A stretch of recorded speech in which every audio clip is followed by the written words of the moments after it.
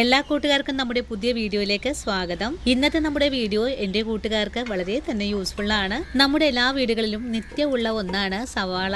ഈ ഒരു സവാള വെച്ചിട്ട് ആരും കൊതിക്കുന്ന രുചിയിൽ തയ്യാറാക്കി എടുക്കാൻ പറ്റിയ നല്ലൊരു 4 മണി പലഹാരമാണ് നമ്മുടെ വീഡിയോയിൽ കൂടി ഇന്ന് ഞാൻ കാണിച്ചു തരുന്നത്. ഇനിയിപ്പോൾ നല്ലൊരു മഴയാണല്ലോ. ഈ ഒരു മഴയത്ത് നല്ല ചൂട് കട്ടൻ ചായയുടെ ഒപ്പം കഴിക്കാനും സൂപ്പർ ടേസ്റ്റ് ആണ്. അതുപോലെ തന്നെ ഉണ്ടാക്കിയെടുക്കാനും വളരെ എളുപ്പവുമാണ്. ഈ ഒരു വീഡിയോയും കാണുമ്പോൾ നിങ്ങൾക്ക് ഇഷ്ടപ്പെടുവാണെങ്കിൽ തീർച്ചയായിട്ടും നിങ്ങളുടെ വിലയേറിയ ലൈക്കുകൾ തരാൻ മറക്കല്ലേ കൂട്ടുകാരെ. കാരണം നമ്മുടെ വീഡിയോയ്ക്ക് വളരെ ലൈക്കുകൾ കുറവാണ് കേട്ടോ. അത് നമ്മുടെ വീഡിയോ കാണുമ്പോൾ തന്നെ എന്റെ കൂട്ടുകാർക്ക് മനസ്സിലായി കാണുമല്ലോ.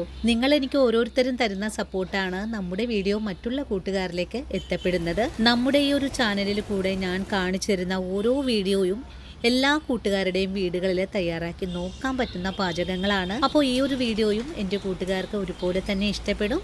അപ്പോൾ ഉടൻ തന്നെ നമുക്ക് നമ്മുടെ വീഡിയോ കാണാൻ പോകാം.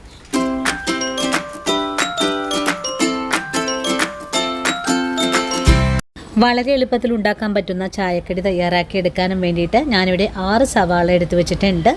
നല്ലതുപോലെ കഴുകി വൃത്തിയാക്കി എടുത്തു വെച്ചിരിക്കുവാണ്. ഇനി നമുക്ക് ഈ സവാള ഒന്ന് പൊടിയായി കട്ട് ചെയ്തെടുക്കണം. പൊടിയായി കട്ട് ചെയ്തെടുക്കുന്ന സമയത്ത് ഇതിന്റെ ആ വെളുത്ത ഭാഗം ഒന്ന് കട്ട് ചെയ്ത് മാറ്റേണ്ടതുമാണ്. അങ്ങനെ 6 സവാളയും ഞാൻ ഇതുപോലെ ഒന്ന് കട്ട് ചെയ്തെടുത്തിട്ടുണ്ട്. ഇനിയിപ്പോൾ കട്ട് ചെയ്തെടുത്തിട്ടുള്ള സവാള നമുക്കൊരു ബൗളിലേക്ക് മാറ്റാം. ഇനി ഇതിലേക്ക് കുറച്ച് ചേരുവകളൊക്കെ ചേർത്ത് കൊടുക്കണം. ആദ്യം നമുക്ക് ഇതിലേക്ക് ആവശ്യമായിട്ടുള്ളത് ഉപ്പാണ്. ഉപ്പിന്റെ കൂടെ തന്നെ 1 ടേബിൾ സ്പൂൺ അളവിൽ കാശ്മീരി മുളക് പൊടി ചേർക്കാം. ഇനി ഇതിന്റെ കൂടെ തന്നെ ഒരു നുള്ളു മഞ്ഞൾപ്പൊടി ചേർക്കണം. മഞ്ഞൾപ്പൊടിയുടെ കൂടെ തന്നെ 1/4 ടീസ്പൂൺ അളവിൽ ചതച്ച മുളകും കൂടി വേണം.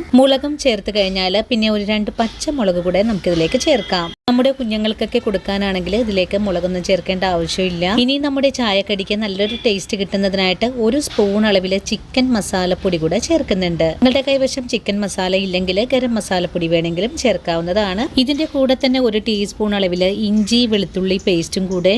ഇനി നമുക്കിതിലേക്ക് വേണ്ടത് 1 കപ്പ് അളവിൽ പൊടിയായി കട്ട് ചെയ്ത മല്ലിയിലയാണ്. കൂടെ തന്നെ 1 കപ്പ് അളവിൽ തന്നെ കറിവേപ്പില കൂടെ ചേർക്കുന്നുണ്ട്. ഇനി ഈ പലഹാരത്തിന് നല്ലൊരു സ്വാദിനായിട്ട് 1 നുള്ളു കായപ്പൊടിയും നല്ല ക്രിസ്പി ആയിട്ട് കിട്ടുന്നതിനും വേണ്ടിയിട്ട് 1 നുള്ളു ബേക്കിംഗ് സോഡ കൂടെ ചേർക്കുന്നുണ്ട്. ഇത്രയും ചേരുവകളൊക്കെ ചേർത്ത് കഴിഞ്ഞാൽ പിന്നെ നമ്മുടെ കൈ ഉപയോഗിച്ച് നല്ല പോലെ ഒന്നാ തിരുമ്മി കുഴച്ചെടുക്കാം. നമ്മൾ ചേർത്തിട്ടുള്ള സവാള നമ്മുടെ കൈ ഉപയോഗിച്ച് നല്ല പോലെ ഒന്നാ തിരുമ്മി നല്ല സോഫ്റ്റ് ആയിട്ട് എടുക്കണം. അതുവരെയാണ് നമുക്ക് കുഴച്ചെടുക്കേണ്ടത്. ഇനിയിപ്പോൾ ആദ്യമായിട്ട് കുക്കിംഗ് ഒക്കെ ചെയ്യുന്ന കുട്ടികളാണെങ്കിൽ ആദ്യമേ തന്നെ സവാള കൈകൊണ്ടൊന്ന് കുഴച്ചതിന് ശേഷം ബാക്കിയുള്ള ചേരുവകൾ ചേർത്ത് കുഴച്ചെടുത്താൽ മതിയാകും. അങ്ങനെ ഒരു 2 മിനിറ്റ് നേരം നമ്മുടെ കൈ കൊണ്ട് നല്ല സോഫ്റ്റ് ആയിട്ട് കുഴച്ചു കഴിഞ്ഞാൽ പിന്നെ നമുക്കിതിലേക്ക് മറ്റുള്ള പൊടികൾ കൂടെ ചേർക്കാം.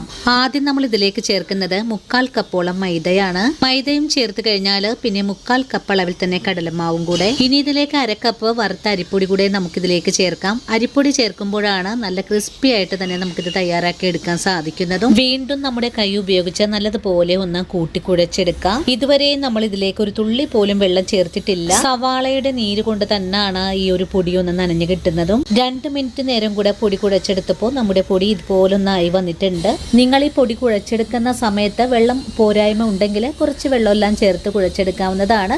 അതിനുശേഷം ചപ്പാത്തി മാവ് കുഴച്ചെടുക്കുന്നത് പോലെ ആക്കിയെടുക്കാം. മാവ് നല്ല മയത്തിൽ കുഴച്ചെടുക്കുമ്പോഴാണ് തയ്യാറാക്കുന്ന പലഹാരവും നല്ല സ്വാദൊക്കെ ഉണ്ടാകുന്നത്. കുഴച്ചെടുത്ത മാവ് പാകമായോ എന്നറിയാനും വേണ്ടിയിട്ട് കുറച്ച് മാവൊന്നെടുത്തിട്ട് ഇതുപോലെ ഒന്ന് ഉരുട്ടിയും കൂടി നോക്കാം. സവാള പുറത്തു പോകാതെ തന്നെ ഉരുട്ടിയെടുക്കാൻ സാധിച്ചിട്ടുണ്ടെങ്കിൽ നമ്മൾ കുഴച്ചെടുത്ത മാവ് നല്ല ഓക്കെയാണ്. ഇനി നമുക്ക് ഈ മാവിനെ ഒന്ന് പരത്തി കൊടുത്തതിന് ശേഷം ഇതിന്റെ മേലെയായിട്ട് കുറച്ച് എണ്ണ കൂടെ ഒഴിച്ചു കൊടുക്കാം. ഇങ്ങനെ ഈ ഒരു എണ്ണ ഒഴിച്ചു കൊടുക്കുന്നത് നമ്മുടെ പൊടി കുറച്ച് സമയം മൂടി വെച്ച് കൊടുക്കേണ്ടതാണ്. ആ ഒരു സമയത്ത് ഇതൊന്നും ഉണങ്ങി പോവാതിരിക്കാനും വേണ്ടിയിട്ടാണ് ഇതുപോലെ എണ്ണ ഈ ഒരു പൊടിയുടെ എല്ലാ ഭാഗത്തേക്കും ഒന്ന് തേച്ച് കൊടുത്തിട്ടുള്ളത്. ഇപ്പോൾ മാവ് നിങ്ങൾക്ക് ഇഷ്ടമുള്ള സമയം അത്രയും തന്നെ കുഴച്ച് റെസ്റ്റ് ചെയ്യാൻ വെച്ചു കൊടുക്കാവുന്നതാണ്. ഞാനിപ്പോൾ ഒരു 15 മിനിറ്റാണ് റെസ്റ്റ് ചെയ്യാൻ വെച്ചു കൊടുത്തിട്ടുള്ളത്. 15 മിനിറ്റിന് ശേഷം നമ്മുടെ മാവിനെ ഒന്ന് തുറന്ന് നോക്കിയിട്ടുണ്ട്. ഇനി ഇതിലേക്ക് 1 നുള്ളു പെരിഞ്ചീരകം കൂടി ചേർക്കാം. ഈ ഒരു സമയത്ത് നല്ല അയഞ്ഞ പാകത്തിലാണ് നമ്മുടെ മാവ് ഇരിക്കുന്നത്. ഡ്രൈ ആയിട്ടിരിക്കുവാണെങ്കിൽ കുറച്ച് വെള്ളം കൂടി ചേർത്തിട്ട് വേണം മാവ് ഇതുപോലെ ഒന്ന് ലൂസാക്കി എടുക്കാനായിട്ട്. ഇനി നമുക്ക് ഈ മാവിൽ നിന്നും കുറേശ്ശെ മാവ് എടുത്തിട്ട് നല്ല തിളച്ച എണ്ണയിലേക്ക് ഇട്ട് കൊടുത്ത് പൊരിച്ചെടുക്കാം. ഈ ഒരു മാവിൽ നിന്നും ഇതുപോലെ നുള്ളിയായിട്ട് വേണം മാവ് എണ്ണയിലേക്ക് ഇട്ട് കൊടുക്കാനായിട്ടും. ഇനി നമുക്ക് ഫ്രൈ ചെയ്തെടുക്കാൻ ആവശ്യമായ ഒരു അയൺ പാൻ അടുപ്പിലേക്ക് വെച്ച് കൊടുക്കാം. പാൻ ചൂടായി വരുമ്പോൾ നമുക്കിതിലേക്ക് വറുത്തെടുക്കാൻ ആവശ്യമായ ഓയിൽ കൂടെ ഒഴിച്ചു കൊടുക്കാം. അങ്ങനെ ഇപ്പോൾ നമ്മുടെ എണ്ണ നല്ലപോലെ ഒന്ന് തിളച്ച് തുടങ്ങിയിട്ടുണ്ട്. ഇനി നമ്മുടെ കൈ ഒന്ന് നനച്ചതിന് ശേഷം കുറേശ്ശെ മാവ് എടുത്തിട്ട് എണ്ണയിലേക്ക് ഇട്ട് കൊടുക്കാം.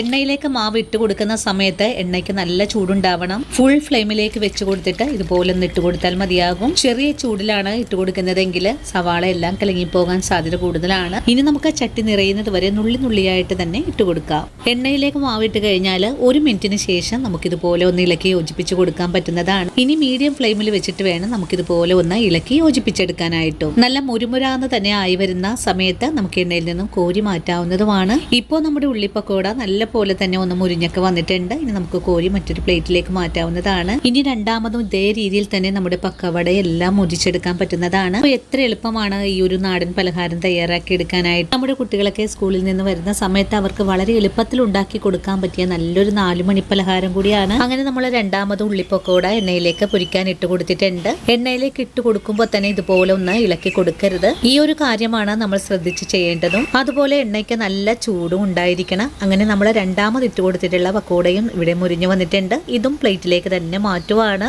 അപ്പോൾ ഇന്നത്തെ നമ്മുടെ വീഡിയോയും എൻ്റെ കൂട്ടുകാർക്ക് വളരെ തന്നെ ഇഷ്ടപ്പെട്ടു, ഉപകാരപ്രദമായി എന്ന് തന്നെ വിശ്വസിക്കുവാണ്. വീഡിയോ കാണുമ്പോൾ ഇഷ്ടപ്പെടുവാണെങ്കിൽ തീർച്ചയായിട്ടും നിങ്ങൾ വീട്ടിൽ ട്രൈ ചെയ്ത് നോക്കാൻ മറക്കരുത്. ട്രൈ ചെയ്ത് നോക്കുമ്പോൾ നിങ്ങൾക്ക് ഈ റെസിപ്പിയുടെ സ്വാദ് ഇഷ്ടപ്പെടുവാണെങ്കിൽ നിങ്ങൾക്ക് ഇന്ന് കിട്ടിയ ഈ ഒരു അറിവ് നിങ്ങളുടെ കൂട്ടുകാരിലേക്കൊന്ന് ഷെയർ ചെയ്ത് കൊടുക്കാനും മറക്കല്ലേ. ഈ ഒരു മഴക്കാലത്ത് വളരെ സ്വാദോടുകൂടി തന്നെ നല്ല ചൂട് കട്ടൻ ചായയുടെ ഒപ്പം കഴിക്കാൻ പറ്റിയ നല്ലൊരു ക്രിസ്പി 4 മണി പലഹാരം എല്ലാവരും വീടുകളിൽ ട്രൈ ചെയ്ത് നോക്കണേ. ട്രൈ ചെയ്ത് നോക്കുമ്പോൾ നിങ്ങൾക്ക് ഇഷ്ടപ്പെടുവാണെങ്കിൽ നമ്മുടെ ചാനൽ ഫോളോ ചെയ്യുന്ന കാര്യം മറന്നു പോകല്ലേ. അപ്പോൾ ഇനിയും നല്ലൊരു വീഡിയോ ആയിട്ട് നാളെ കാണാം. അതുവരെയും ഒത്തിരി സ്നേഹത്തോടെ വീണ്ടും കാണാം.